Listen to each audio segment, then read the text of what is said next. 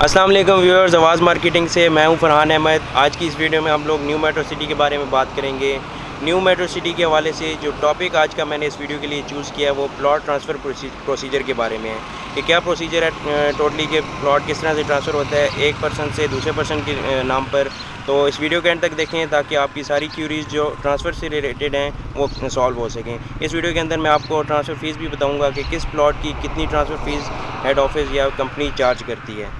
सबसे पहले स्टेप की अगर बात की जाए जो ट्रांसफ़र का है वो ये है कि सेलर ने जाकर जिस बंदे ने अपना प्लॉट सेल करना है वो हेड ऑफिस में जाकर अपना एनडीसी अप्लाई करेगा। एनडीसी का मतलब है नो ड्यू सर्टिफिकेट, कि आपके उस प्लॉट के अंदर कोई भी ड्यूज़ नहीं है। वो आपने सर्टिफिकेट कंपनी से डिमांड करना है। आपकी उसकी 1000 रुपीज़ फ़ीस है। किसी भी प्लॉट की कितने मरले का भी प्लॉट है उसकी फ़ीस 1000 रुपीज़ है। आप वो वाला एनडीसी सर्टिफिकेट लेंगे, उसको क्लियर करेंगे। अगर आपकी उसके अंदर कोई पेमेंट्स रहती हैं जो आपकी ड्यू थी लेकिन आपने अभी तक पेमेंट नहीं की, वो आप क्लियर करेंगे। उसके बाद आपको कंपनी जो है ट्रांसफ़र की डेट देगी। पहला स्टेप मैंने बताया कि आपने एनडीसी अप्लाई करना है, उसकी फ़ीस पे करनी है और उसके बाद जो आपने अपनी पेमेंट है जो ड्यू है वो आपने क्लियर कर देनी है। उसके ऊपर आपको कंपनी ट्रांसफ़र की डेट देगी कि किस डेट को आपकी ट्रांसफ़र होगी। फिर अब चलते हैं दूसरे स्टेप की तरफ। उसमें यह है कि आपका जो ट्रांसफ़र की डेट मिली थी आपको, वो उस डेट को आपने सेलर ने और बायर ने दोनों ने हेड ऑफिस के अंदर आना है और जो उनके ऑथराइज़ डीलर हैं जिनके थ्रू वो सेल परचेज़ कर रहे हैं वो भी उनके साथ आएंगे ताकि कोई भी अगर उनके अंदर इश्यूज़ आते हैं तो वो उस टाइम पे उनकी रिप्रेजेंटेटिव बने और उनको सॉल्व करवा सकें। उसके अलावा जो दूसरा स्टेप जैसे मैं बता रहा था कि सेलर और बायर दोनों आएंगे। अब इसमें उस डेट पे आने में सेलर ने क्या चीज़ें लानी है और बायर ने क्या चीज़ें लानी है, वन बाय वन बता देता हूँ। सेलर की जो रिक्वायरमेंट्स हैं वो ये है कि सेलर ने अपनी फ़ाइल लेके आनी है। फ़ाइल की जो ऑथेंटिकेशन है वो ये होगी कि आपका जो नोट है 10 रुपीज़ का, वो जनरल एनक्लेव की जो फ़ाइल्स हैं उनके ऊपर 10 रुपीज़ का नोट होता है वो लगा होगा।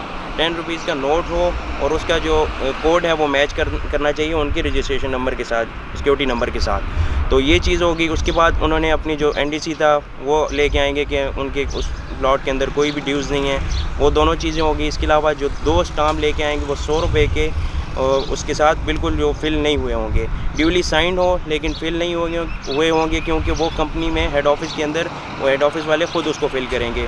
उसमें ये लिखा जाता है कि आपने किस पर्सन ने कितने मरला का प्लॉट, क्या रजिस्ट्रेशन नंबर था, CNIC क्या था, वो जो सारी डिटेल्स नॉर्मली लिखी जाती हैं वो लिखी जाएंगी कंपनी की तरफ से।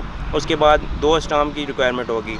अभी मैं आपको बता रहा था सेलर की रिक्वायरमेंट्स क्या हैं। सबसे पहले उन्होंने अपनी फ़ाइल लेके आनी है, 2 स्टाम्प पेपर लेके आने हैं, अपना CNIC लेके आना है और उन्होंने ख़ुद मौजूद होना है। इन केस के अगर जो आपका सेलर है वो उस जगह पे नहीं आ सकता, ओवरसीज़ हैं, बहुत से हमारे अपने क्लाइंट्स हैं जो कि ओवरसीज़ हैं और वो अपनी सेल परचेज जो हैं वो पावर ऑफ अटॉर्नी के थ्रू करते हैं। तो अगर सेलर नहीं मौजूद तो वो देंगे किसी को पावर ऑफ अटॉर्नी और वो बंदा फिर आके उसके अगेंस्ट, उस पावर ऑफ अटॉर्नी के अगेंस्ट किसी को ट्रांसफ़र देगा अपने फ़ाइल की। ये तो मैंने बता दिया कि सेलर के एंड पे क्या क्या रिक्वायरमेंट्स हैं। अब बात करते हैं कि जो परचेज़र है, जो बायर है, उसकी क्या क्या रिक्वायरमेंट्स हैं। उन्होंने अपना जैसे फ़ाइल परचेज़ की जाती है कि CNIC, नेक्स्ट ऑफ किन का CNIC और फ़ोटोग्राफ्स लानी है और उन्होंने भी वहाँ पे मौजूद होना है। इसके अलावा जो पेमेंट्स हैं वो सेलर और बायर के दरमियान आपको पता है कि वो उनका अपना मामला होता है कि पेमेंट क्लियर हो। उन्होंने जितनी पेमेंट डिमांड की थी, जो उनके जिस पेमेंट के ऊपर उनकी डील बनी थी वो क्लियर हो, उसके बाद वो एक दूसरे को ट्रांसफ़र दे रहे होते हैं। तो ये दोनों मैंने आपको बता दी कि सेलर और बायर के एंड पे क्या क्या चीज़ें थी। ये मैंने आपको दोनों चीज़ें बता दी कि सेलर और बायर की क्या क्या रिक्वायरमेंट्स हैं, उन्होंने क्या क्या चीज़ें प्रोवाइड करनी है ट्रांसफ़र को होने के लिए, प्लॉट के ट्रांसफ़र के लिए। इसके अलावा जो एक और चीज़ बायर ने पे करनी होती है वो ट्रांसफ़र फ़ीस है। वो मैं आपको सारी जो प्लॉट्स हैं उनकी मैं एक्सप्लेन कर देता हूँ। सबसे पहले अगर 5 मरला प्लॉट की बात की जाए तो आपको तकरीबन 51,000 रुपये जो है आपकी इसकी ट्रांसफ़र फ़ीस है। और अगर 7 मरला की बात की जाए, 7 मरला की 71,000 रुपये है। उसके अलावा 10 मरला की अगर हम बात करें तो 1,01,000 रुपये ट्रांसफ़र फ़ीस है 10 मरला के प्लॉट की। और अगर 1 कनाल के प्लॉट की बात की जाए तो वो 2,01,000 रुपये है। इसके अलावा जो 3 मरला के प्लॉट्स आए थे और इसके अलावा 8.5 मरला और 14 मरला जो नई डील्स आई थी कंपनी की तरफ से, उसके अंदर ट्रांसफ़र फ़ीस 3 मरला की 31,000 रुपये है और 8 मरला की आपको मिल जाती है तकरीबन 87,000 रुपये। और इसके अलावा ये आपको अभी स्क्रीन पे भी शो हो रहा है, 14 मरला के जो प्लॉट हैं उनकी तकरीबन आपकी जो ट्रांसफ़र फ़ीस है वो 1,41,000 रुपये है। तो ये मैंने आपको बता दी है रेजिडेंशियल प्लॉट्स के जो ट्रांसफ़र फ़ीस हैं, जो आप ट्रांसफ़र करते हुए बायर ने पे करनी होती है ट्रांसफ़र फ़ीस हेड ऑफ़िस को, ये वो फ़ीस हैं। इसके अलावा और कोई ऐसे चार्जेस नहीं हैं जो हिडन चार्जेस हों, जो उसने बायर ने पे करने हों।